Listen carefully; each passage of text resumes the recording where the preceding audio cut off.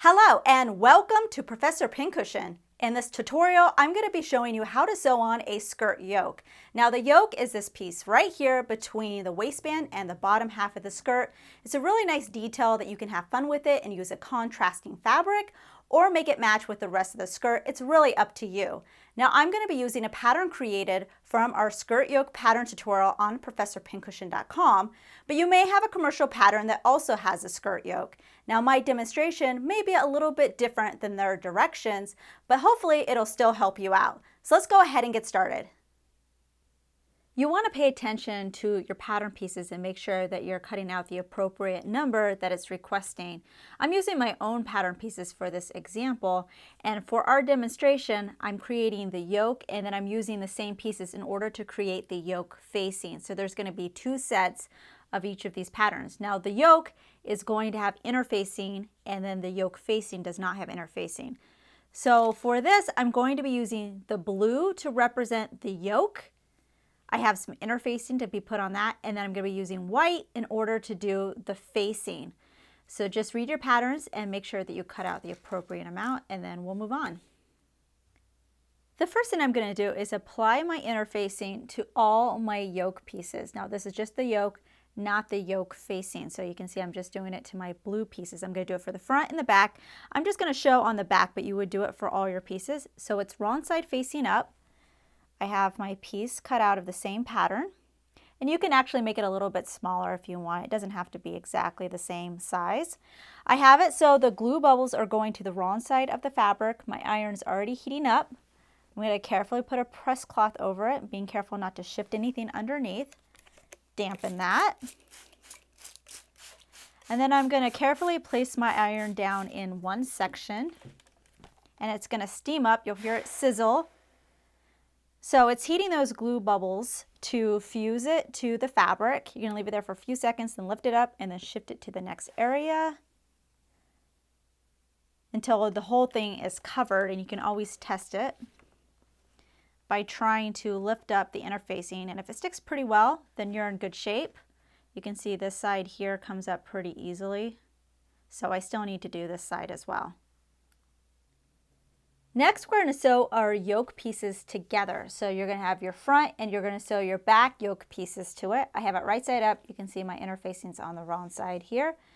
And on the side seam area here, we have a notch. You may have a mark of a different kind, but this is what we're going to be matching to our back pieces.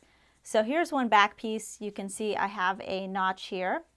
I'm going to place it so it's right side to right side. So this one's going to go over on this side. I'm going to pin and sew whatever my seam allowance is. For my project it's a 1/2 inch, but just do whatever your pattern says.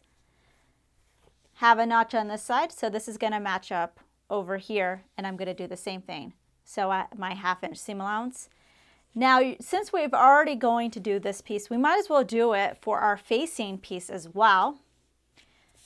So remember, the white is for the yoke facing, and it doesn't have any interfacing on it. I'm going to place it so it's right side up. Then I'm going to bring in my back pieces and I'm going to match them the same way. So this is going to go over here, this one's going to go over here, and go ahead and sew your seam allowance again. So you're pretty much doing the same for both of them. For these seams, I'm just doing a regular length stitch. Don't forget to back stitch, and when you finish, go ahead and press your seams open. We're now going to attach the yoke piece, and remember that's the one that has the interfacing, to the top of our skirt. Now the only thing I've done to my skirt pieces is I sewed the two backs to the front piece, just like I did with this. That's all that's been done. You'll notice on one side of your yoke it has a larger curve than the other side. This larger curve area is the one that's going to be sewn to the top of your skirt. The smaller one is going to be where the waistline of the skirt is. That's why it's smaller. So I'm going to flip this so it's right side to right side, and don't be stressed out if this is curvy and this doesn't seem to be as curvy. We're going to conform the top of the skirt so that it fits with the bottom of the yoke piece. So if you have any sort of notches, you're going to match them up. I have a notch here in my skirt and one here in my yoke. I have my side seams in my skirt. I'm going to match that with the side seams of my yoke. So I'm just going to flip this so it's right side to right side. And then I'm just going to kind of ease everything in between, making sure that the ends match over here and then easing in between. So I'm going to pin it all along the top of the skirt and then take it to the machine, and I'm going to baste these two pieces together. For the basting stitch, I'm doing the largest stitch on my machine. You don't have to worry about any back stitching. It's just a temporary stitch to hold these two pieces together. And the seam allowance really doesn't matter. I'm doing about 3/8 of an inch, but again, it's just a temporary stitch. You're now going to do the same exact thing, except you're going to be doing it with your facing piece, and this time it's going to go on the inside of the skirt. So on the right side of the skirt, we have our yoke piece. I flip it over, I look at the wrong side. Again, you're doing the longest part of the curve is going to the top of the skirt, so I'm going to flip this over. And I'm going right side of facing to wrong side of skirt. Again, you're going to match any notches, the seams should match, and the ends should also match. After you pin this, you can go ahead and instead of basting, do a regular stitch at your normal seam allowance or whatever is required on your pattern. After I finish that seam, I go ahead and trim my seam allowance so I leave about 1/4 of an inch.